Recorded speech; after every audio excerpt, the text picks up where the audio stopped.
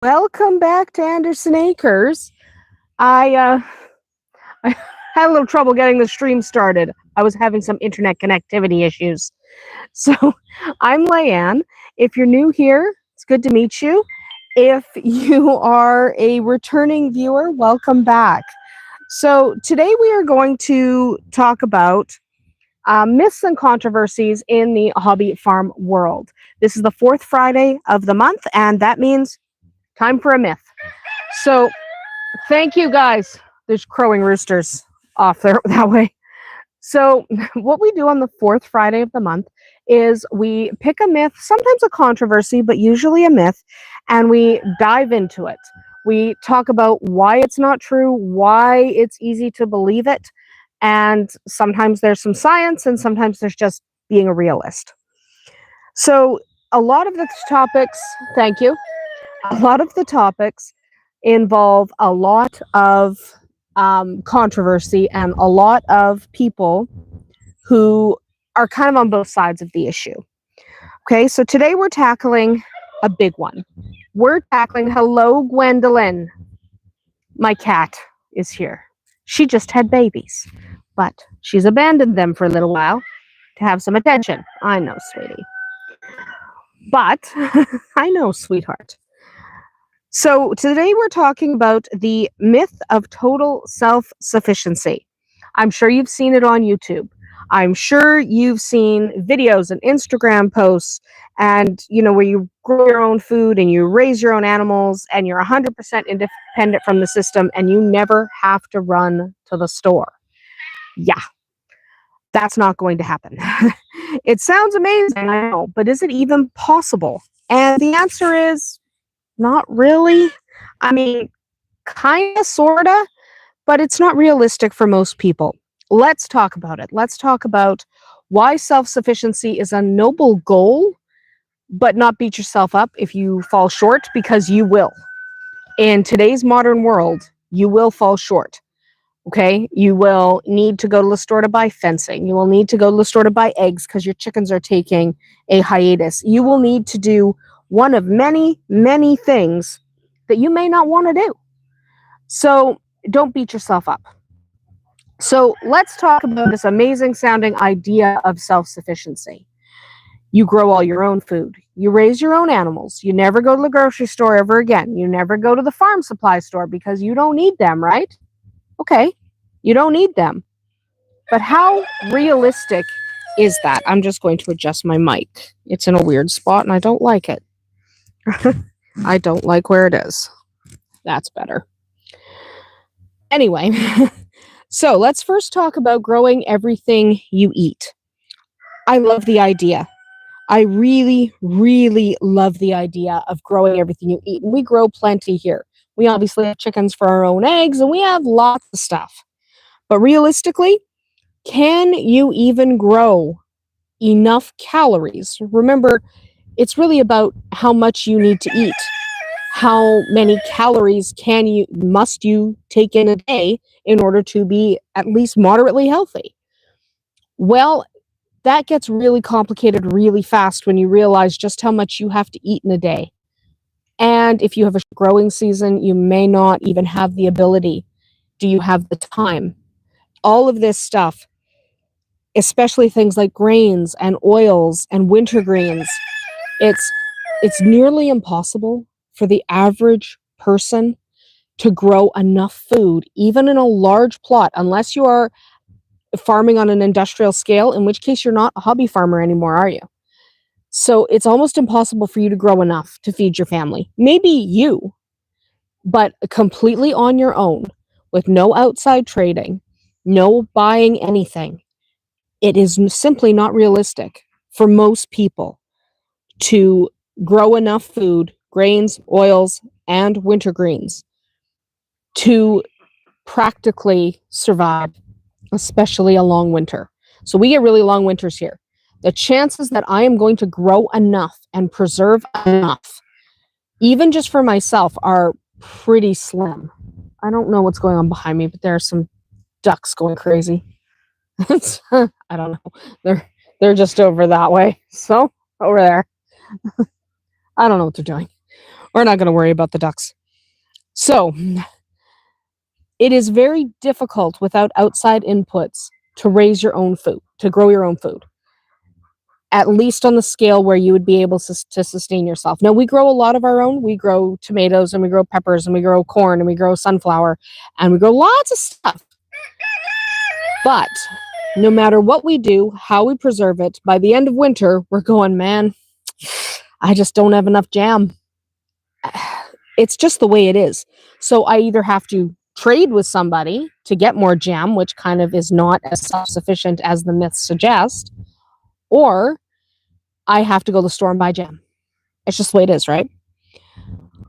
So what about eggs and meat? You can raise all your own eggs and meat. Sure you can. That's possible. We don't buy eggs. However, the feed has to come from somewhere. Okay? There goes a duck. I don't know where she's going. Where are you going, sweetie? That's Daisy. I don't know where she's going.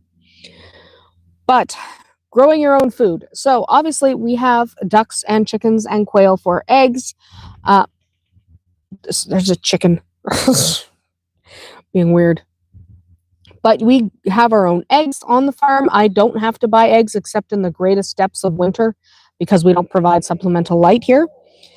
But beyond that, even if you just eat chicken is relatively easy to raise, relatively cheap. So let's assume you're only eating chicken because it's cheap. You can hatch your own chicks, grow them out, harvest them yourself. Generally, you can do that. So we'll assume you're only eating chicken because beef and pork and you might even be able to do turkey at a fairly decent scale on your own home farm.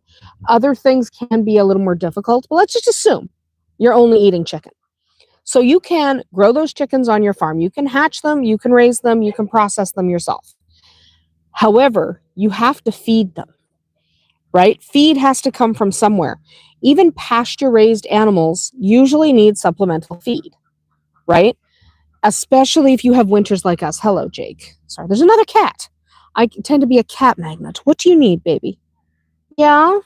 Okay. That's a good girl. So talking just about raising your animals for meat. Well, how do you feed them? If you're like us and we have a long, deep winter, if you're only a hobby farmer, okay, we're not talking about large-scale industrial farming. You're only a hobby farmer. You probably didn't grow enough food for yourself through the winter. Did you really grow enough grains to feed your chickens through the winter? It's unlikely. If you find yourself low on food that you grew yourself, I'm not talking about not having any food. You can always go to the grocery store, right? But we're talking about self-sufficiency. So if you're finding yourself low on food that you grew yourself, there's a real good chance you don't have enough feed to feed your animals. At least not feed them stuff you grew. So you might be self-sufficient in that you don't ever have to buy eggs and you don't have to buy meat. You're processing your chickens yourself, you're processing your cows yourself. Maybe you don't ever have to buy milk because you have a milking cow. That's great, but you have to feed them. And it is unlikely that you are feeding them with things that you grew yourself. Okay, so yeah, it's tricky. It's tricky. So what about tools and equipment? We all think, okay? We all think that tools and equipment are easy. I don't have to go buy fencing. I've got stuff in the bush. Yeah. But what about when the stuff in the bush isn't good enough or runs out? I mean, we got lots of stuff in the bush. We got rolls of wire, but every once in a while, you're like, okay, I've got this roll of wire. That's great, right? It's absolutely great. But that roll of wire only takes you so far, and at some point you have to go buy it. So the idea of completely being self-sufficient and not having to go to the farm store to buy a roll of wire is not realistic. Well, I'll just build wooden fencing. Okay, you can just build wooden fencing. That's fine.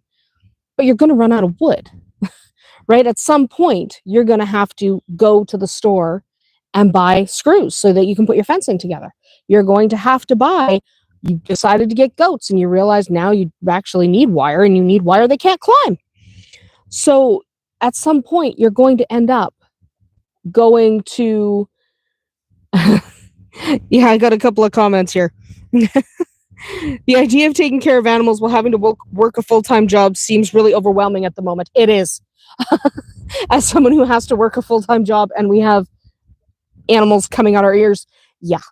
Oh yeah. It's it's definitely a little bit overwhelming at times. So yeah. Yes. That's true. So back to tools and equipment. So we've already established you're not finding the tools and equipment in your bush, right? Not all that you need. Most of us do have to rely on store-bought fencing, water systems, electric tools, and even buckets. They are made far away and shipped in. If you are very, very lucky, you will be able to source those at a local feed store. And maybe you're even luckier still and they're locally made. Excellent. Most of the time, you're ending up with water buckets that were made in China. It's just the way it is. And thinking you can get away with never having to buy a feed bucket for your pony, that's a tall order. Then there's the, well, you'll save money by being self-sufficient. Sure. In theory, I love the idea of saving money by being self-sufficient. That's fantastic. However, and this is a big however, the startup costs, the ongoing maintenance, the time and energy that it takes to actually run a small hobby farm, especially because, remember, you're a small hobby farmer. You're not hiring staff. You're out there mucking the pit. The ducks are just like, they're just there quacking. What? And there comes the turkey. We don't ask. They're nuts. What? Thanks. I know. I love all you guys. Please don't ask. Anyway, so the investment of time and energy, and you're not hiring staff because that would kind of ruin the self-sufficiency thing. You're doing it yourself. You're having to buy all the stuff yourself, even if you could get some semblance of self-sufficiency later on. You're basically at a point where you've already invested so much money that you are not saving any money.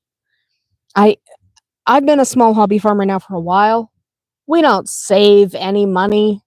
We do not save any money. I wish I could say we did, but it's just not cheaper than going to the store.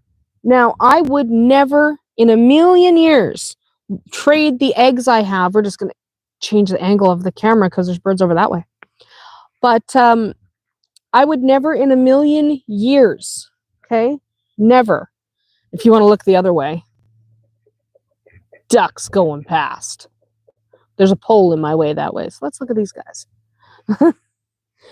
But there we go. Just thought you'd like to take a look around.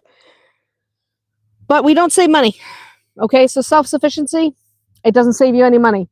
Even though you might be self-sufficient, okay, at least partially, you're going to find it costs you a fair amount of money. Okay, and that is unfortunate, but it is the way it is, right? It is the way it is. So, yeah, you're not going to save any money there, which is unfortunate, but it is the way it is. So, yeah, you don't save money. So don't start a hobby farm thinking you're suddenly going to save a bunch of money. Okay, you're not. It's simply not going to happen. So, all right, now that we've established you're not going to save any money, really, the burnout is real. Okay? The burnout is real. So when you start a hobby farm and your idea is self-sufficiency, if that's your goal, you are going to find that you get exhausted real fast. Okay? You end up tired. You end up burned out. Running a farm takes physical, mental, and emotional energy. And again, remember, this is one of those things. It's just one of those things where it's so much work, and you're not hiring staff. Why would you hire staff? You're not going to hire staff. It's not going to happen. So because hiring staff is not going to happen, you're doing it by yourself. So you're out there mucking the pens, and you're out there gathering eggs, and you're out there searching the forest because you can't find your ducks, which is a reference to the other day when I couldn't find my dang ducks. They're over there right now. I can find them just fine. Also, I think what's his butt would like some attention. Yes, we know. We love you. Good boy, Blue. Anyway, oops, that was a quick jerk. So the idea that you are going to be self-sufficient and not going to be completely exhausted, put that out of your head. You're going to be tired. Total self-sufficiency is a myth, okay? Because self-sufficiency is assuming, for one, it's assuming that you are not trading with anybody, right? That's the idea of self-sufficiency. You don't have to trade with anyone for anything because you're self-sufficient. You're doing it all yourself. It's a lovely idea, right? I don't need anybody. We all of us people who start plunging into hobby farming, we are fiercely independent. We don't do it because we're bored. We do it because we want to control our own food. We do it because we want a little more independence. We do it because we are completely insane, right? Let's be honest. Let's be honest. We're all a little nuts. So we do it because we're crazy and we want to punish ourselves. We want to punish ourselves. So we want to punish ourselves, and so we do these things. That's why we do it, I swear. But it takes so much energy, and the idea of self-sufficiency is not realistic. It's not. No. Because think about all the things you need in your daily life. Unless you are literally going off grid and moving into the woods and going to live off the land, how many things do you need in a week that come from the store? Even assuming, okay, let's assume you can harvest all your own chicken and you've got a couple of pigs and there's ducks quacking in the background and you gather all your own eggs and you've grown a whole ton of food. Do you really need to not go to the store for anything else at all? Think about it for a minute. Do you need something at the store? Probably, because after the food issue comes the clothing issue, right? Okay, well, I'm going to get a bunch of sheep and I'm going to harvest their wool and I'm going to knit my own clothes. Because that's what self-sufficiency would truly mean. It would mean you don't go to the store for anything. You don't buy clothes. You don't buy food. You don't even necessarily trade with your neighbors because self-sufficiency means you're doing it all yourself, right? And what is going to the grocery store and paying with money that you earned at your job except a barter, a trade system? I give you this, you give me that. It's not any different than going to your neighbor's house with a bunch of eggs and going, hey, can I get some chicken? My chickens are not meat chickens this year. They're all egg layers. So it's not really practical to think that you can be entirely self-sufficient because you just start calculating all the things you have to do. So the food issue, you are gathering your own eggs and harvesting your own meat and growing all your own crops, which means you are so freaking busy in the summer that if you happen to have a job, you're screwed.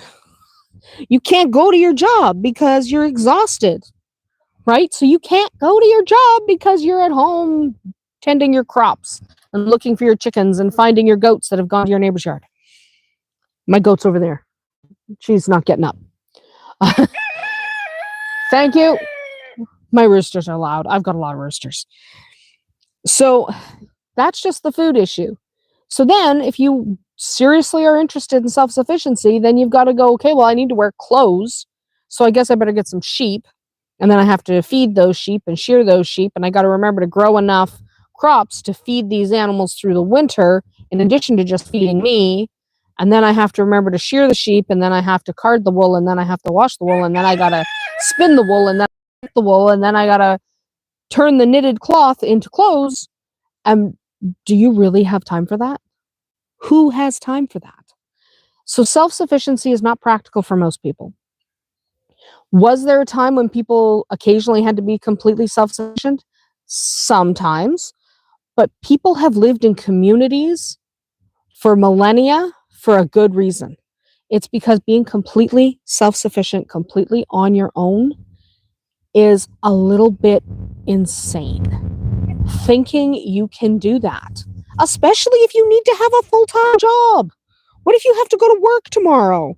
You can't necessarily spend your entire day harvesting crops or planting fresh seeds or gathering eggs or finding your goats because you have a job, right? And I know the idea is, well, if I'm self-sufficient, then I don't need a job. You're probably still going to need to hit the store for something, right? Are you going to make your own shoes? Are you going to make your own winter boots? Probably not. And my chickens are going for a walk down that path. That's interesting. They're pretty far away now. It's okay with them. They're okay. But I mean, seriously, is this something you're going to do? Because I don't think so. I don't think so. I don't. I don't even pretend we are entirely self-sufficient. Now, I never have to go to the store for eggs because I have way too many chickens and ducks. We're not even going to talk about how many I have right now. We're not going to talk about the far coop where the egg layers are. We're not going to talk about that. I really shouldn't have as many chickens as I have, let's be honest. But I don't ever have to go to the store for eggs, and we grow a lot of our own produce. And we do trade with our neighbors because I have way more eggs than I can possibly eat. Even if I bake cookies and cakes every single day for the rest of my life, I'm always going to have extra duck eggs. I've got way too many ducks, but I can trade those eggs and I can sell the ducklings for money. And then I can use that money to go to the store and buy the stuff here on the farm. But again, is that self-sufficiency? Is it really self-sufficiency if you sold the ducks and then you took that money and you went to the grocery store and you bought yourself a roast? Is that self-sufficiency? Because that's not what people mean when they say self-sufficiency. They mean you never have to go to the store. Now, is it possible to run a hobby farm where the income from the hobby farm, maybe you're selling baby ducks, maybe you're selling eggs, maybe you're selling baby goats, which is a pretty good seller around here. Maybe you are making enough money that you can quit your full-time job and you're a hobby farmer. That's great if you can do that. Some people can do that. Okay, don't get me wrong. Some people absolutely can do that. That is fantastic. I kind of sort of do that. I mean, I write and I work from home, right? So most of my income is actually derived from the animals. So I sell my eggs, I sell ducklings, I sell chicks, I sell my baby rabbits. We are going to move into also selling goats for meat and for dairy. And we do all of those things. Okay, all of those things. However, does that count as self-sufficiency? If I do all of those things and I earn all of the money, is that self-sufficiency? It's not really. It's I used the skills I have to earn money to go to the store and buy the stuff. I didn't make that stuff myself. I went and bought it. So when they say self-sufficiency, what they mean is you don't rely on the grocery store. It means in a food shortage, you'd be completely fine because you're at your hobby farm, you are harvesting your own wool and getting your own eggs and processing your own chickens. You don't need anybody. So in a crisis, when there is nothing at the grocery store, you're still fine. That is not going to be the case for the vast majority of people. So trying to be completely self-sufficient, where you do not ever go to the store, is unrealistic for most of us. Are there some people who pull it off? Sure. Is it something you should go into hobby farming thinking you can do? No, because it's not going to happen. So like the comment in the chat said, the idea of taking care of animals while having to work a full-time job seems really overwhelming at the moment. Yes, it is. And if your idea is to hobby farm to the point where you don't have to have that job, well, now you're just compounding things, because now you have to hobby farm at a greater scale in order to bring in that money. And it literally gets insane. So do I recommend that people quit their jobs and move to a little country property and start hobby farming? No, please don't. Should you do all of the things except quit your job? Yeah, if you want to. But don't go into hobby farming thinking you're going to end up completely self-sufficient. Because there was a time when I believed that, okay? There is a time when I thought that I was just going to have to invest the money in the chickens and the goats and the rabbits. And after that initial, okay, well, I bought the chickens and I bought the rabbits and I bought the ducks. After that initial outlay of money, that'd be it. I would then be fine. I'd grow all the food they eat, and I'd produce all the food that we eat, and I would have all the materials I needed in the tree, because look how many trees we have. We're surrounded by a forest. I was disabused of that notion pretty darn quick. It happens very, very fast, because you realize in your first summer that your tomatoes died. So now you don't have any tomatoes. So now you got to go to the store and buy tomatoes. And then you realized that your chickens are mad because you moved to a different property, which is what we had, and nobody laid for 6 months because they were angry that they had to move. Yep, had to buy eggs. Excellent. That was fun. Or something happens, and I mean, things happen even to the people with the best of intentions and people who do everything right, and maybe all your goats died. Okay, now you've got to have another outlay of money to reinvest in goats again. I'm not trying to discourage anybody from starting a hobby farm. If people want to embrace caring for animals and raising their own food and planting their own gardens, I absolutely think you should do that. It has been one of the most rewarding experiences of my life. However, if you go into it thinking, okay, I'm never going to have to spend any money and I'm never going to have to go to the store again, you disabuse yourself of that notion very, very quickly. Self-sufficiency is a wonderful goal, but it's important to remember that you're going to have to pick your battles, and you're going to have to decide what matters most to you. We have decided that what matters most to us is farm fresh eggs and farm fresh produce. Okay? That's what we've decided to focus on. And everything else we can buy from other local people who have other focuses. So one of the best things you can do, thank you, Spark, you're very loud. But one of the best things you can do is form a community of people in your area. So if you, for example, want to do chickens and you want to go all out and you want to do eggs and meat, okay, you have all the eggs and all the chicken meat you could possibly dream of. Well, what if you need tomatoes, but you're really bad at growing tomatoes? I'm pretty good at growing tomatoes. What if you're bad at it and you need tomatoes? Well, could you trade some of your chicken or some of your eggs for tomatoes? Is that true self-sufficiency? No, but it works. So if you can form a community of people who are also into hobby farming with a slightly different focus than you have, right, where you have a little bit of a different focus, then you just might be able to get to the point where you can. Thank you, Sauron. There go the ducks again.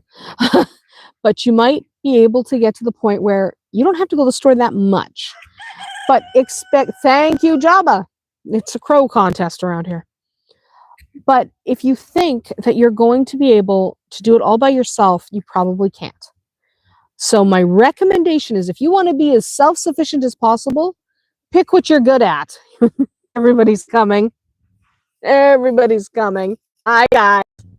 Hi, guys. Yeah. Hi. Yeah. Yeah. A live look at the chickens and the turkey. Hi, guys. But probably your best bet is to turn the camera a little more so you can see them. But probably thank you, Jabba. And Blue. There go the ducks. Yeah. I know, guys. Gentlemen. My sweet gentlemen. Here they are. Those are my two favorite gentlemen. That turkey and Sauron the Black Rooster. They are my favorite gentlemen. Anyway, your best bet is literally making sure that you have a like-minded community of people who are willing and able to basically invest in the things that you don't invest in, right? So you invested in your chickens. Maybe they invested in a cow. Can you trade your eggs for their milk? Right? So that's probably what you should aim for if you want to talk about self-sufficiency. If you want to talk about self-sufficiency, you're probably better off making sure that you can trade with people in your community, that everyone in your community has a slightly different focus. So if everyone in your community chickens, you might still want a few chickens, but maybe you should try getting into something else. Maybe you should try rabbits and trade rabbit meat for chicken.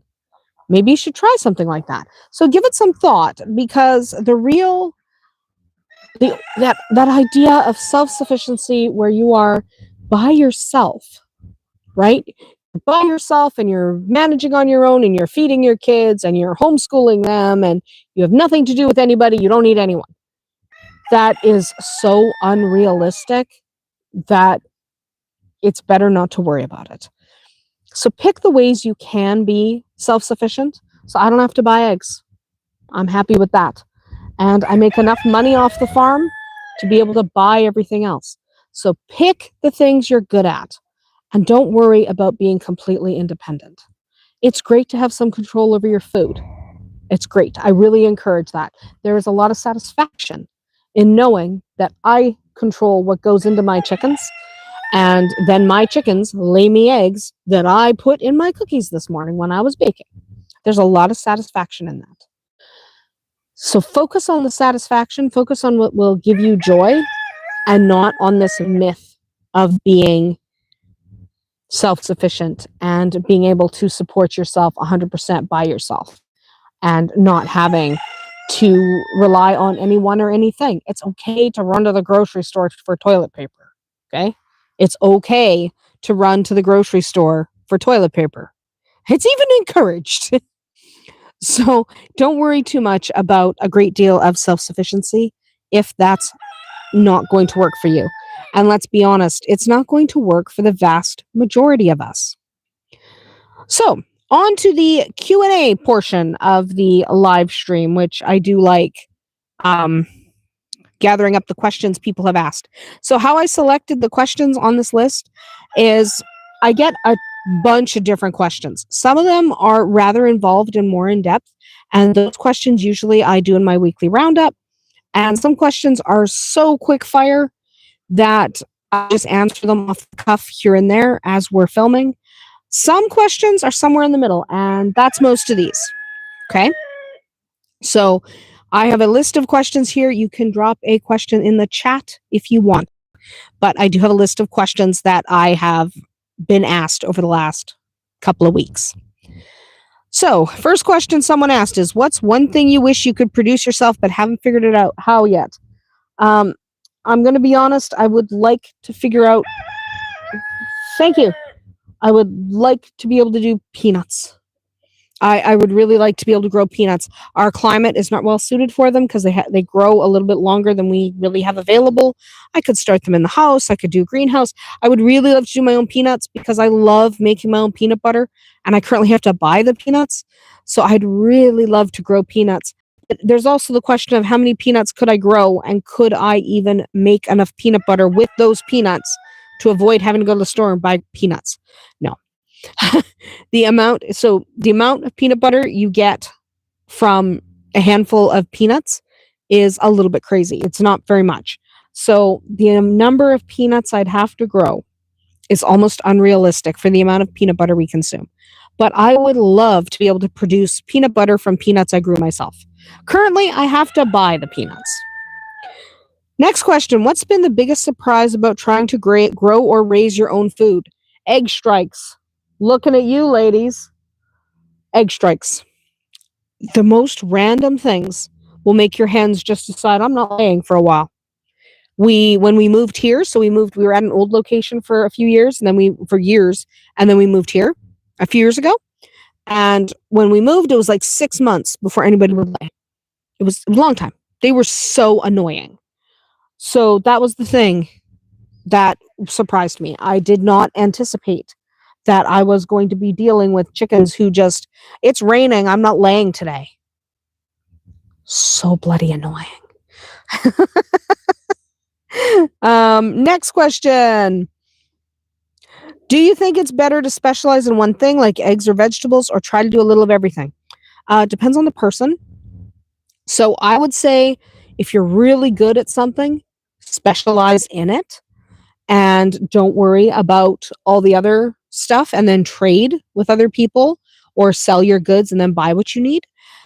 If you love doing a little of everything, so if you love growing a few tomatoes and a few peppers and a few stalks of corn, but you know darn well you're not going to feed yourself with only that, then do that. Do what brings you joy. Okay? Hobby farming really should be a journey in the pursuit of joy and happiness. And if growing only tomatoes is not fun for you, then you shouldn't do it. So do what makes you happy. Thank you, Spark. So do what makes you happy. Have you ever tried to make something from scratch, like soap, cheese, or bread that totally flopped? Oh, yes. The first time I tried to make soap. And I'm not talking about using a soap base. I'm talking about making the soap base from scratch with lye, with sodium hydroxide. I did not realize how complicated that was. And I did eventually figure it out. But the first time, it was like things just wouldn't happen. So, yes, sometimes I make my own soap. And the first time I made my own soap from scratch was a disaster. I ended up with no soap. It was annoying. So, yes, sometimes you try something and it totally flops, and you either abandon that project or you do better next time. Number 5, question 5. What do you think is the hardest part of becoming more self-sufficient? Time. It's the time. A lot of us simply do not have. I work from home. I have plenty of time. Most of my income is generated from the things here on the farm. So a lot of my income is based on things here, breeding rabbits and selling the babies, selling eggs, to that kind of thing. Okay, so I work from home and I find I don't have enough hours in the day to do the things I need to get done. And I work from home.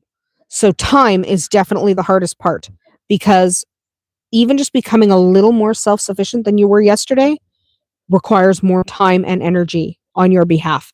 Know that going in. There's an awful lot of noise going on over there. Ducks and chickens galore. Okay. Next question. If you could buy one magical tool or machine to help your farm life, what would it be? Probably a robot that goes into the bush and finds all the eggs. Because we free range, and every day we go marching through the bush to find where they drop the eggs.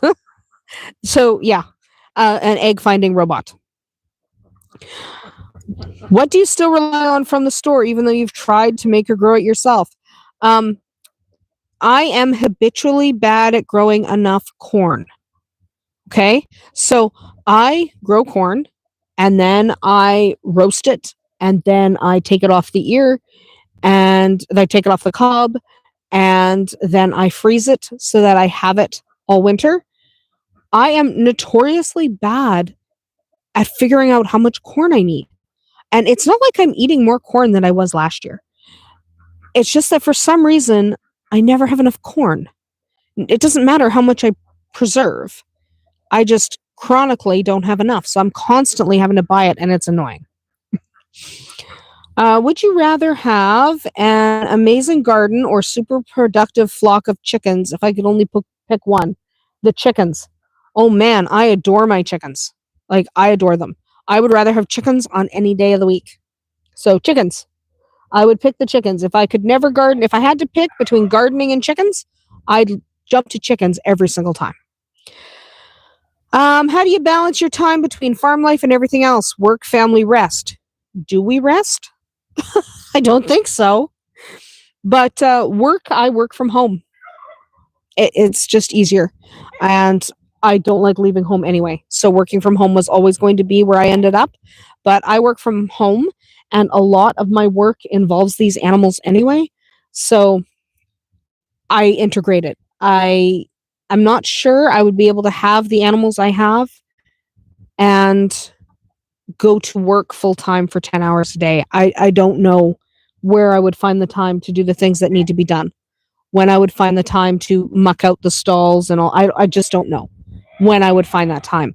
So balancing my time between work, family, and rest is not as difficult for me because I work from home. If I didn't, it would be complicated, and I'm not sure how that would work. Have you ever changed your mind about a farming truth you used to believe in? Yeah, I used to be totally against free ranging chickens. I used to be totally against it. Everyone told me years and years. Now, this is obviously many years ago, but everyone told me that if you free range your flock, they're going to get eaten. You're going to lose your entire flock. And I believed that. I believed that if I even tried to free range without me standing here, that everybody would get eaten. Apparently, everyone's going to be noisy. Thank you. They're all so noisy right now. But I really did believe that if I free range, even for 5 minutes, if I wasn't standing out here, I would lose my entire flock. I did believe that. So the truth that I believed is that free ranging will get your birds killed, and if you want what's best for your birds, you need to lock them up. I don't believe that anymore, obviously, as everybody wanders around making as much noise as chickenly possible. They're ridiculous. But that's the thing I changed my mind about was free ranging. These days, we free range everyone except the breeding pens. So obviously the separated silky breeding pens, I sell the babies for a pretty good clip of money. Everyone else is free ranging. Nobody else is locked up. Obviously, there goes the ducks. Obviously, nobody's locked up. Good for us. What's the weirdest thing an animal on your farm has ever done? Arwen, the goat, got stuck on the roof. I still don't know how she got up there. She's a fainting goat. She can't jump real good. How did she get up there? I don't know. But the weirdest thing an animal has ever done was ended up on the roof. And then my son had to go get the ladder and we had to get her off the roof. And it was ridiculous. It was nonsense. That's literally the most ridiculous thing that's ever happened. If your favorite farm animal had a theme song, what would it be? My favorite farm animal is definitely the cats, which you haven't seen too much of. They were here earlier, but my favorite farm animal is the cats. I love the cats. Barn cats are fantastic creatures. And if they had a theme song, it would be the Mission Impossible theme song. They're always doing something stupid, and it's ridiculous and awesome all at the same time. So, next question was, what's your most unhinged farm-related impulse buy? Yes, duck cookie cutters count. The most unhinged impulse buy, where we didn't ever think about it, was the quail. I had no idea about quail at all. I barely even knew quail existed. Brought quail home. And it was a little unhinged because that's not normal for me. I research like crazy. I know everything about everything before I bring that animal home. And here we were, quail. So the most unhinged one was the quail. Next question was, if you could train your goats, chickens, or pigs, I don't have pigs right now. I did, but I don't right now, to do one chore for you, what would it be? The thing I dislike the most is probably shared by quite a few people, but the thing I dislike the most is mucking out the pens.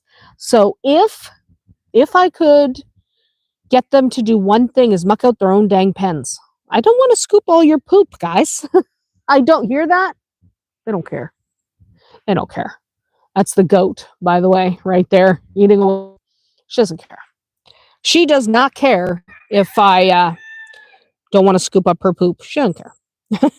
What's your farm's unofficial mascot, and why is it the animal who always causes the most chaos? That would be Tequila, the livestock guardian dog. We have 2 livestock guardian dogs and a golden doodle. And the animal that causes the most chaos is definitely Tequila, and she is definitely our farm mascot because if we're anything, we're chaotic. So, yes, it's Tequila. What's one farm task you'll procrastinate until the absolute last minute every single time? Weeding the garden. I don't like weeding the garden, and I know I have to do it. I know that I have to go just to make sure my tomatoes aren't being suffocated by all the weeds around them. I know I have to go pull some of those weeds, and I just don't. I hate doing it. I will procrastinate until I have no other choice. It's weeding the garden. Do you name your animals? What's your favorite or funniest animal name you've used? Yes, we name every single one. I don't ever want to have so many animals that I don't know all their individual names. Um, the funniest name I think we've got is Naked Frizzle. Why is his name Naked Frizzle? Okay, so there was a chicken who looked like him. He's a silky. He is a showgirl, which means he has no feathers on his neck. And he is white with black spots. He is a paint, okay, or a splash. So we had a chicken that looked just like him, but did not have the naked neck. Okay, she had all the feathers. So her name was Frizzle.